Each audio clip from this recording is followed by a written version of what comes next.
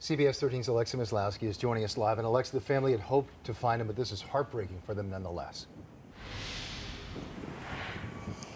Kim, Greg, this bridge here at Bunny Park in Auburn is just filled with flowers, stuffed animals, balloons, and candles, marking the location where 5-year-old Valerio McFarland went into the Androscoggin River 20 days ago. Today, his parents posted on social media saying that today they were able to see him and hold him once again.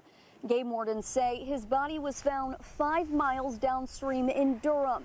They say a man went out kayaking to help look for the boy and found his body near the Durham boat launch. The man then called 911 and game wardens responded to the area and recovered the body.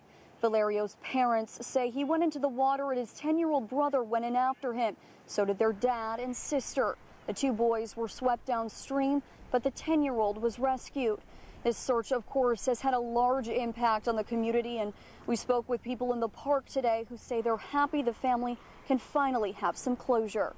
I understand that a lot of people have been worried, for the family and have been helping. So we've seen people on kayaks, and I'm really just happy that they found him and he can have a proper burial.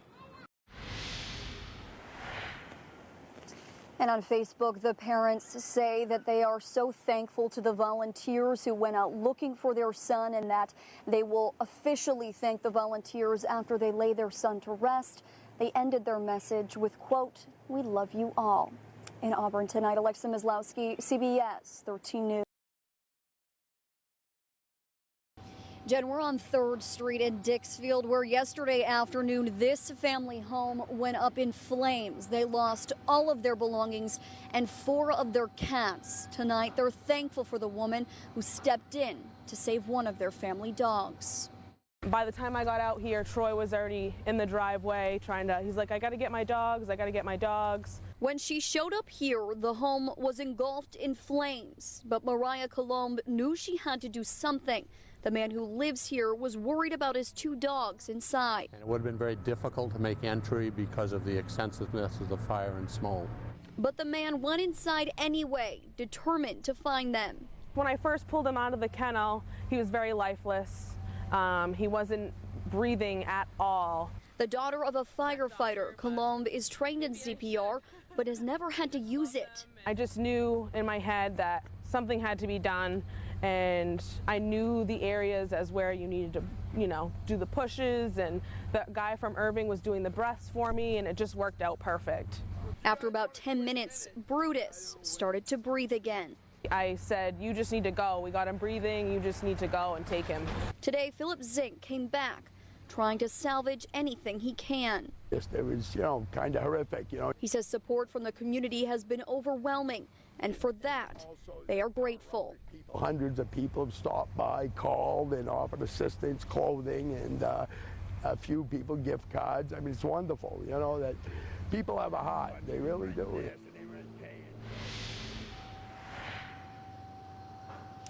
Zink tells me that dog has been professionally treated and is expected to make a full recovery.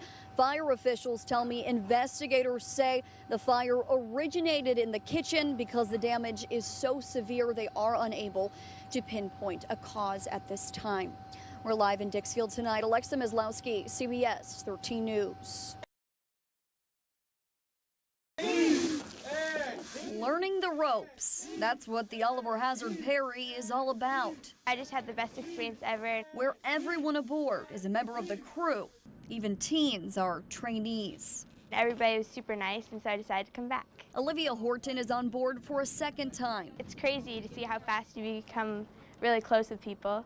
I never thought it could happen like that. Crew members say those bonds are created through working together. Everything is a team effort. You can see them actually progress, becoming better and better sailors and taking more in charge of the vessel and feeling like this is not only the crew's home, but it's their home too. Trainees learn to climb aloft. They learn how to climb all the way to the top of the rigging, climb onto the yards. And while one half is doing that, the other half is learning how to safely handle lines, how to make it fast to a pin, how to ease, tend, sweat up lines. They learn everything the 19 professional crew members do on a daily basis. And some tasks, like the night watch, provide a hardship for the kids. The longer you're on, we teach more and more steps because there's a lot of levels to the things we teach. Maya De La Torre says she's done 4 programs with the Oliver Hazard Perry. One summer, my mom was like, why not? Just sign up. And so I did, and I fell in love with it. So much so, she decided she'll pursue a career in sailing. I want to go to Maritime Academy, either in Maine or Massachusetts. Because I do want to do this. It's great. A dream of aeronautic Cayman's for as long as he can remember. It's happening. Yeah. It's so amazing. It's like incredible that I'm actually out here on the water and we're sailing right now. As CBS 13's Alexa Maslowski explains, the money will go towards research for a rare genetic mutation. Lemonade! Lemonade! It's a common summer appearance. There you go. A couple neighborhood kids selling lemonade on the side of the road, $1 a glass.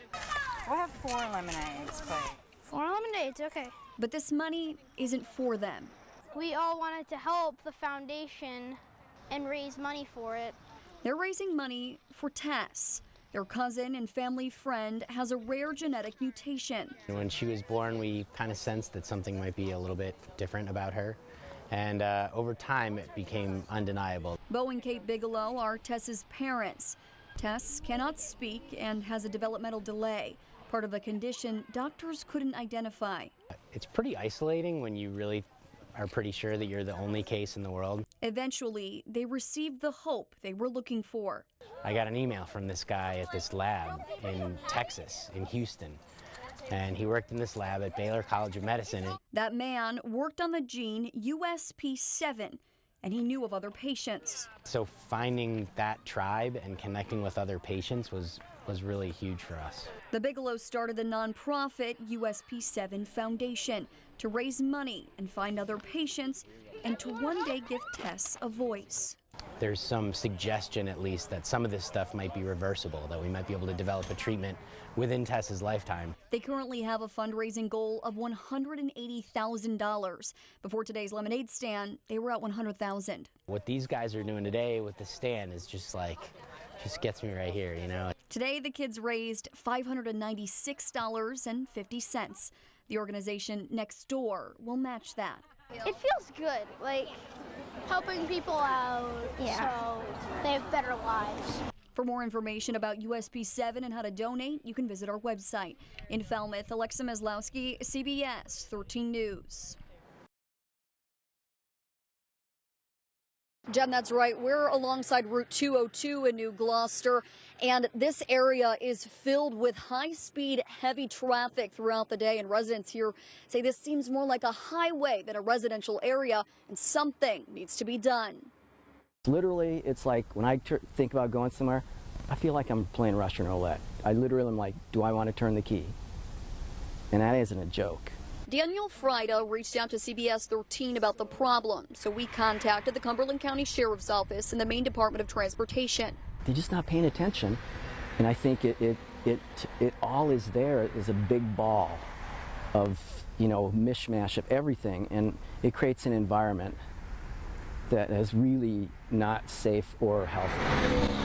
What we found was 62 crashes in Gray and New Gloucester along this stretch of roadway in the past 6 months alone.